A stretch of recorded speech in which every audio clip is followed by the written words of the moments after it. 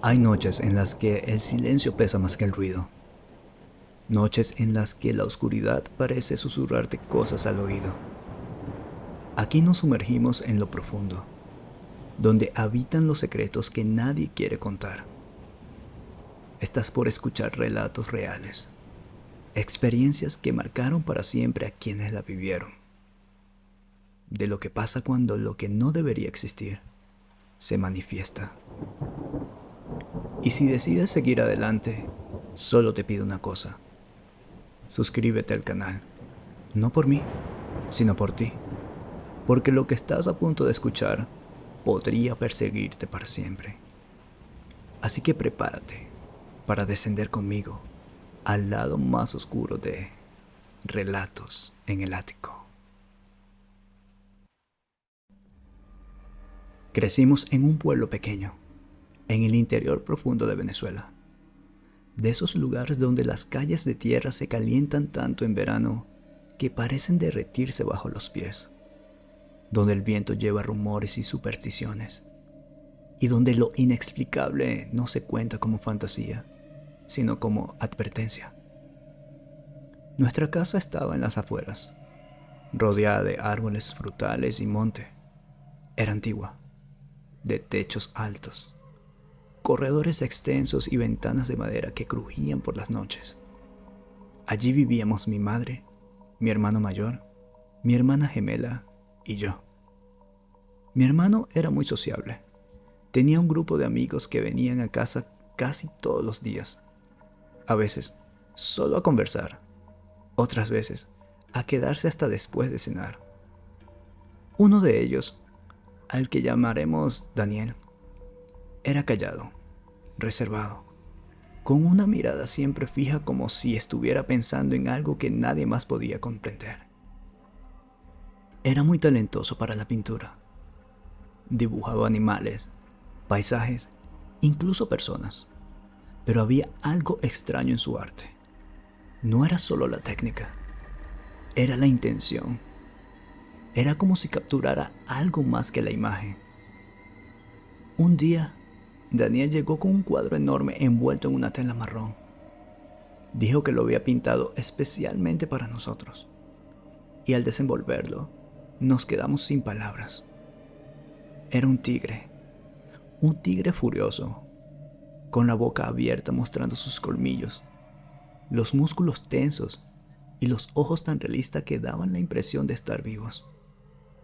Tenía una expresión salvaje, casi humana.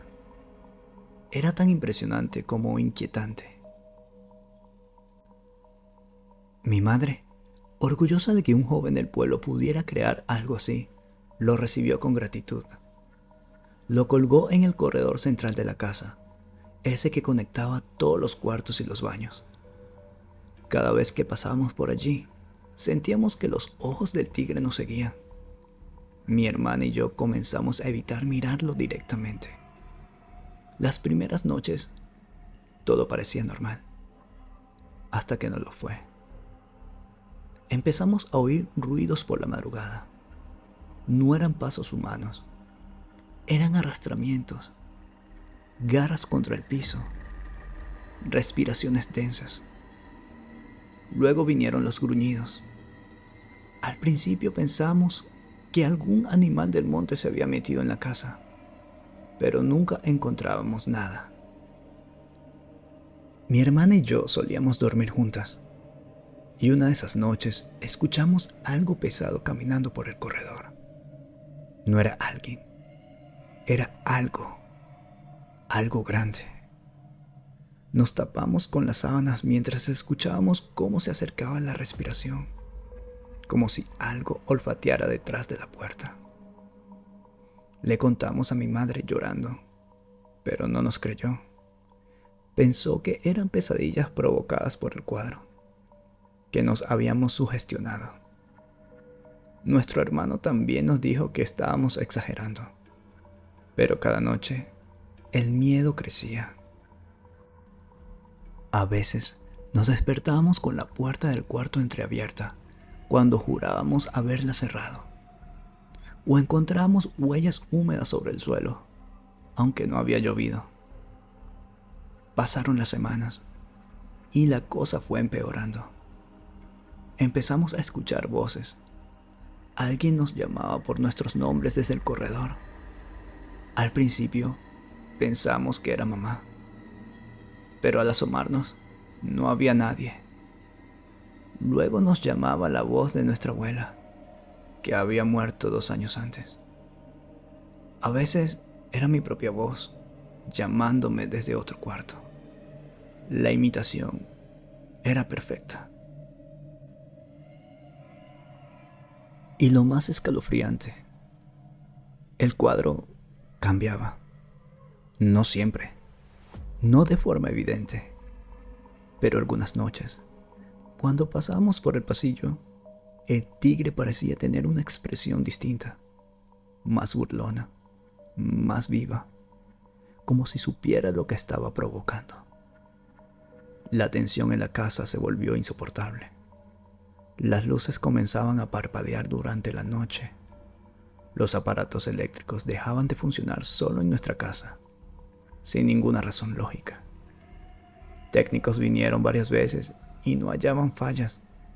Era como si algo drenara la energía, algo invisible.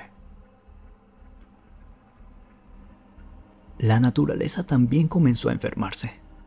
Los árboles del patio empezaron a dar frutos deformes, llenos de bultos, y otros simplemente se secaban sin explicación. La atmósfera de la casa se volvió densa, pesada. Nos sentíamos observados constantemente. Nadie dormía bien. Nadie hablaba del cuadro, pero todos lo evitábamos. Fue cuando mi madre también empezó a ver sombras. Una noche juró haber visto al tigre, no en el cuadro, sino caminando por el pasillo. Desesperada, tomó la decisión que ninguno de nosotros se atrevía siquiera a proponer: quemar el cuadro. Aquella tarde, armamos una fogata en el patio trasero. Nadie hablaba. Daniel no volvió a visitarnos desde hacía semanas. El cuadro parecía pesar más de lo normal, como si no quisiera ser movido. Lo arrojamos al fuego, y lo que sucedió fue indescriptible. El lienzo no ardía de inmediato. Tardó más de lo normal. Y cuando finalmente comenzó a quemarse, un sonido agudo, como un chillido lejano, surgió de las llamas. Todos lo oímos. El humo tenía un olor desagradable, a carne rancia y pintura quemada. Cuando el cuadro se consumió por completo, fue como si alguien levantara una losa de encima de la casa. El aire se volvió más fresco, respirable. Dormimos por primera vez en meses sin pesadillas ni ruidos. Semanas después, supimos por otros jóvenes del pueblo que Daniel había estado involucrándose con un grupo ocultista. Brujería negra, dijeron algunos. Ritualismo serio, peligroso. Había empezado a vestir solo de negro y rojo, a hablar cosas extrañas, a alejarse cada vez más de sus antiguos amigos. Algunos aseguran que tenía un cuaderno con símbolos y que sus pinturas servían como puertas para entidades. Nunca volvimos a verlo. Nunca más intentó contactarnos. Nosotros tampoco. No quisimos buscarlo. No por rencor, sino por miedo. Siempre me pregunto si fuimos los únicos que recibimos uno de sus regalos, o si más personas vivieron algo parecido. Lo cierto es que desde ese entonces, cada vez que paso frente a un cuadro de mirada penetrante, no puedo evitar apartar la vista. Y a veces, todavía escucho un gruñido suave, justo cuando el viento sopla por el pasillo.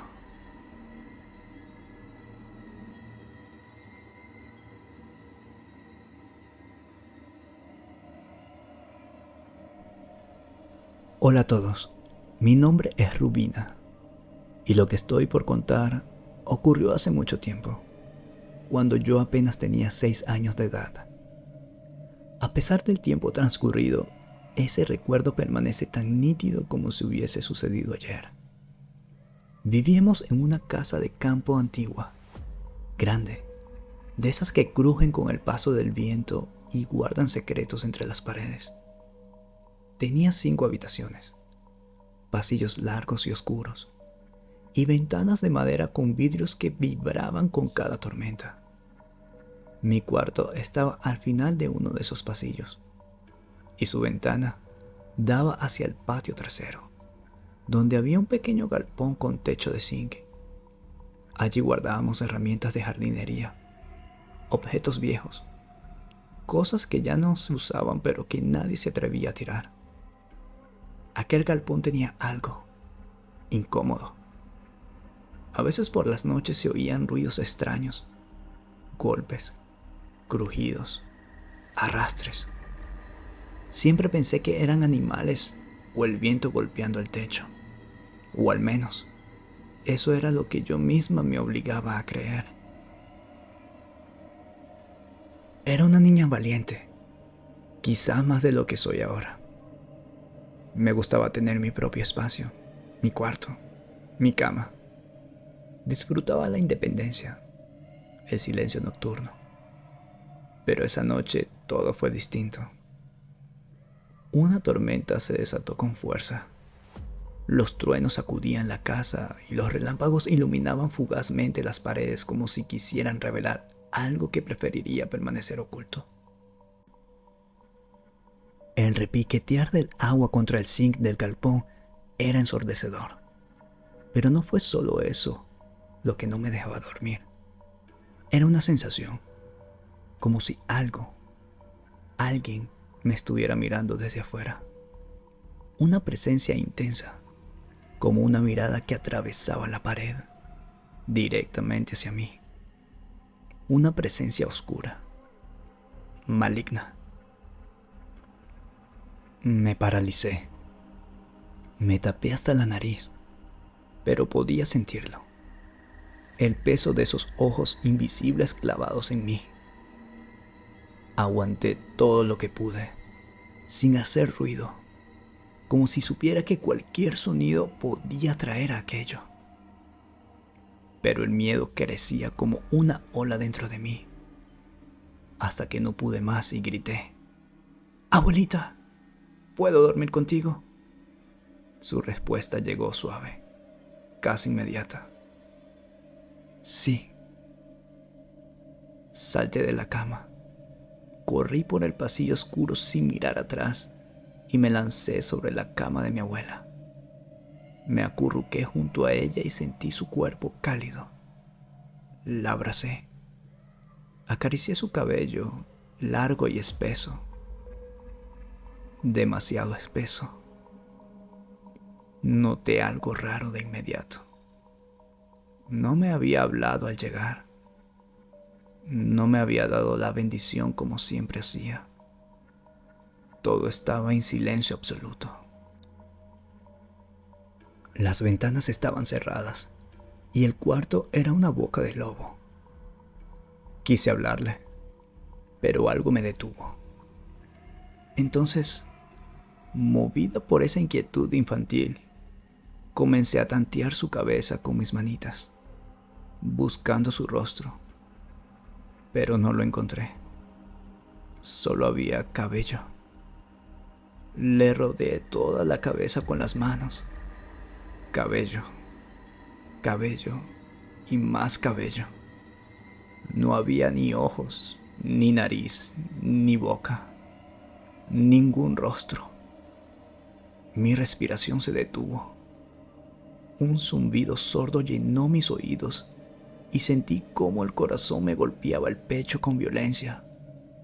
Estaba acostada con algo que no era mi abuela. Mi instinto fue esconderme. Me hice un ovillo en la esquina de la cama. Me tapé hasta la cabeza con la sábana y comencé a rezar todo lo que sabía. una y otra vez, hasta que el miedo fue reemplazado por el sueño, o quizás por el agotamiento. Al amanecer desperté sola. La cama estaba vacía.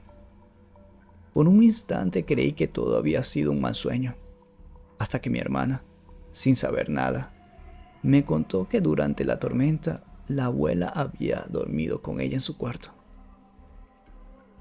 Hasta el día de hoy no tengo explicación para lo que pasó. Y la verdad, no quiero tenerla. Prefiero no saber. Prefiero no saber qué fue lo que me abrazó esa noche.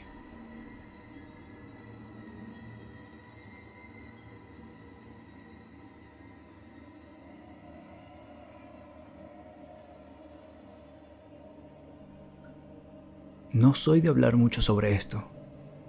Quienes han vivido en Montalbán saben que hay cosas que no se comentan en voz alta, especialmente cuando cae la noche.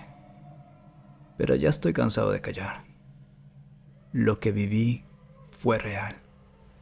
Tan real que todavía siento el olor a humo y azufre cada vez que cierro los ojos. Mi nombre no importa.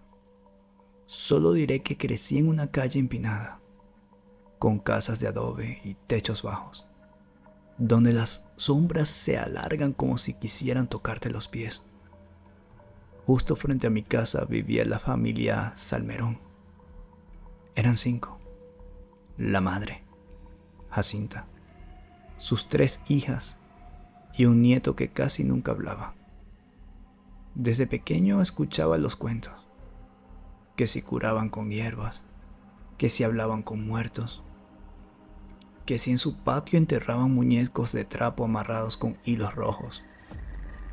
Pero uno, de niño, cree que todo eso es puro chisme de viejas, hasta que lo viví en carne propia. Mi madre, que en paz descanse, siempre decía que no nos metiéramos con esa gente, pero a veces las cosas pasan aunque uno no las busque. Todo comenzó cuando mi padre se peleó con la mayor de las hijas Salmerón. Ella tenía una gallina que se metía en nuestro patio y escarbaba entre los plátanos de mi papá. Él la espantó con un palo una mañana y sin querer la golpeó. Al otro día, la mujer vino gritando, insultándolo, y le dijo algo que nunca olvidaré. Así como le diste a mi animal, así vas a ver a los tuyos doblarse de dolor. Nadie entendió bien a qué se refería, pero mi padre se quedó callado, con los nudillos apretados y la mirada en el piso. 3 días después, mi hermana menor amaneció con moretones en la espalda. Decía que alguien la agarraba por las noches, que no podía moverse ni gritar. Mi madre pensó que era pesadilla, pero las marcas eran reales. Después comenzaron los ruidos, como si alguien caminara descalzo por la sala a las 3 de la mañana. Crujidos, risas, sí, risas de mujer, suaves y burlonas. Y el gallo del vecino cantando a deshora. Una madrugada, me levanté al baño y vi, desde la rendija de la ventana, que en el patio de los Salmerón había fuego. No una fogata normal, no. Era un fuego azulado, como si ardiera sin consumir nada. Ellas estaban en círculo, vestidas de negro, con el niño parado en el centro, temblando. Una de ellas levantó los brazos y juro por lo más sagrado que escuché su voz dentro de mi cabeza, como un zumbido. Lo que se quita se devuelve, y lo que se devuelve se cobra. Me oriné encima, no por vergüenza, sino por puro terror. Al día siguiente, mi padre no pudo pararse en la cama. Decía que algo se le sentaba en el pecho, que no lo dejaba respirar. Llamamos al médico, llamamos curanderos, hasta un sacerdote vino. Nada. Empezó a adelgazar como si algo lo devorara por dentro.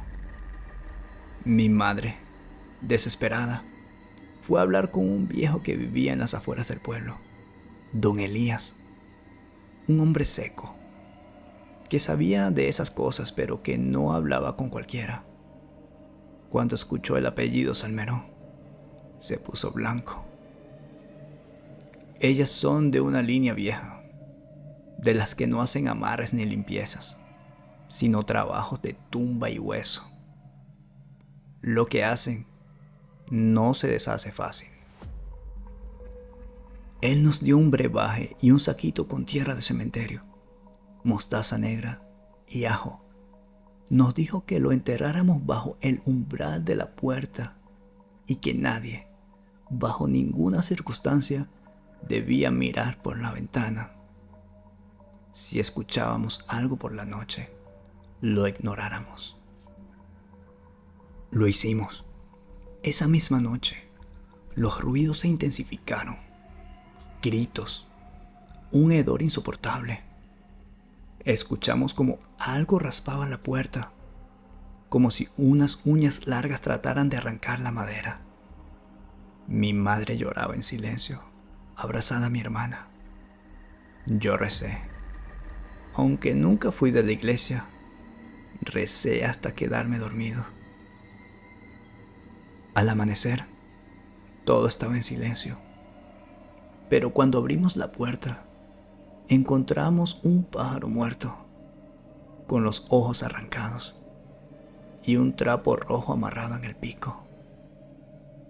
Mi padre murió 2 semanas después. El médico dijo que fue por un paro respiratorio, pero yo sé que fue otra cosa. Los Salmerón se fueron del pueblo hace unos años. Un incendio extraño acabó con su casa una madrugada. Nadie supo quién lo provocó. Nadie lloró por ellas. El terreno aún está vacío y nadie quiere construir ahí. Yo me fui de Montalbán, pero a veces sueño con ellas, con Jacinta, mirándome con esos ojos opacos, como de cabra vieja. Me dice que la deuda no está saldada. Y cuando despierto, siempre hay tierra bajo mis uñas. Tierra que no sé de dónde vino. A veces, lo aterrador no es solo lo que escuchamos en estos relatos, sino pensar que podría pasarnos a nosotros. Que en algún momento, en algún lugar, algo nos está esperando en la oscuridad. Recuerda, no todo lo que parece una sombra es solo una sombra. Y no todas las puertas deben abrirse, aunque escuchemos que algo del otro lado nos llama. Gracias por acompañarme una vez más en este rincón del miedo. Si aún estás aquí, suscríbete, deja tu like y comparte este video. Así más personas se unirán a esta comunidad de almas curiosas o condenadas. Nos vemos en el próximo relato, si es que la oscuridad nos lo permite.